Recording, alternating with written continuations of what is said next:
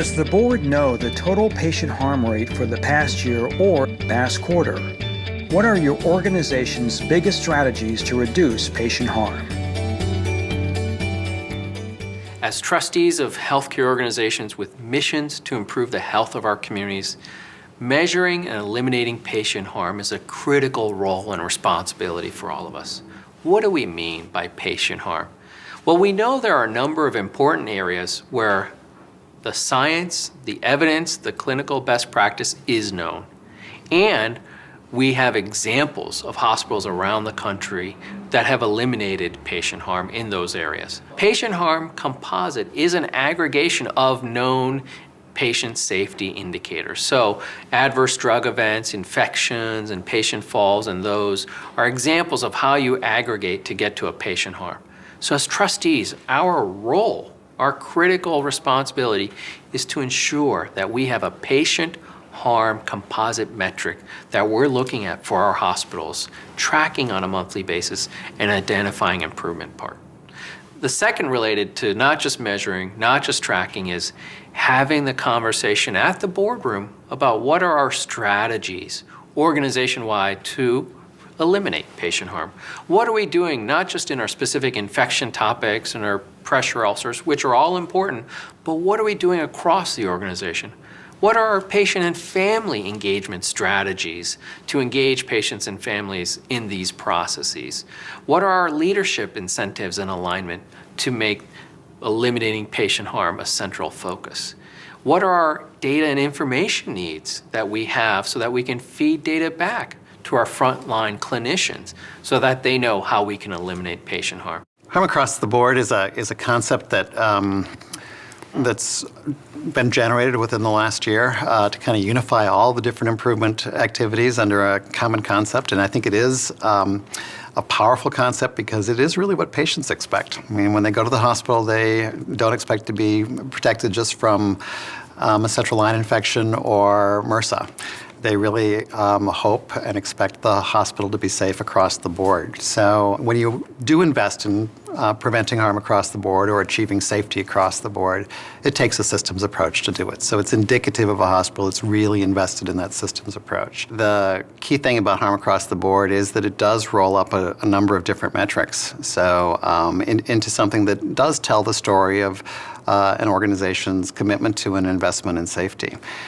So again, rather than focusing on CAUTI or a particular issue, you kind of see it in a context, a bigger context, a deeper context of what the overall mission is. Because we'll make progress, we'll eliminate certain things, and then we'll find new things that we want to be paying attention to. So it just kind of integrates that all into not only a concept, but a way of putting your metrics together into something that makes sense. As trustees, we look at a number of important quality and patient safety indicators, and they're all critical for us to track, to know how progress is going, and to identify strategies for improvement. The root of the word governance is a Latin root that means to steer. As you steer a ship, you generally only need two things to navigate: a watch and a star.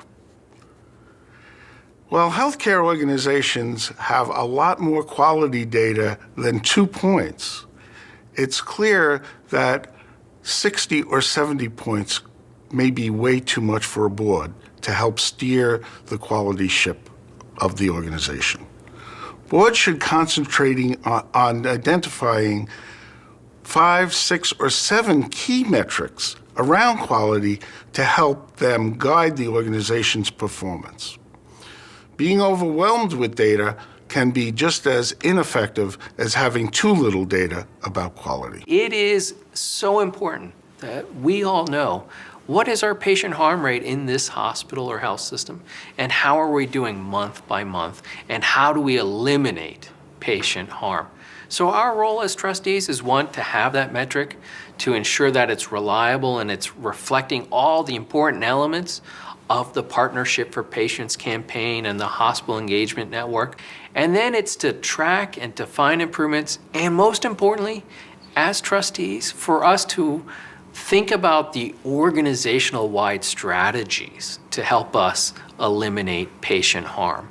So it's so critical as trustees for us to, one, again, have that metric, Make it a composite.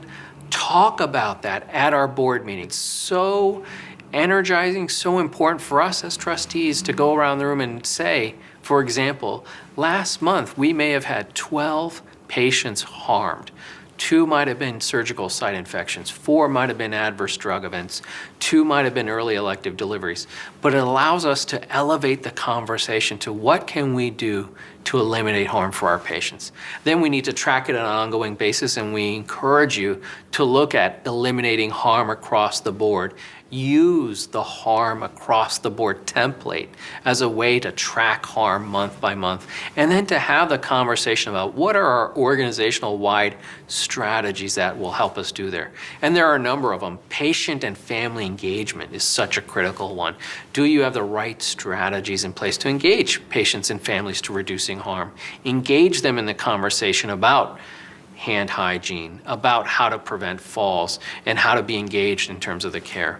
Do you have the right strategies around data and tracking of the information and feedback of the information to your providers? Do you have the right strategies around leadership engagement and aligning incentives to doing the right thing about eliminating harm across the board? So those are some of the strategies as you as trustees, as all of us, as healthcare leaders, look to measure a composite on patient harm, and then eliminate patient harm. We have a quality pillar in there that we've gone on so that we do have quality metrics. We have, of course, the core metrics that we do, but we also have success sharing goals that always have quality, and we try to look at ones that we feel that everybody across the organization can help impact. Readmissions was one of those. Hand washing is another one. Falls is one of those. So because even the dietary person that's delivering a tray can tell someone's side rail's down because we have a color. Everybody wears yellow wristbands. They have yellow booties on. We put yellow on the door if they're a fall risk. So we want to make sure that we've got quality metrics even for success sharing across the organization. So as board members, we have 3 important roles here. Number 1 is to measure patient harm composite. We have a role to ensure that all our indicators roll up so we can high-level discussion about patient harm. 2 is to track it on a monthly basis so we know month to month how are we doing in terms of eliminating patient harm.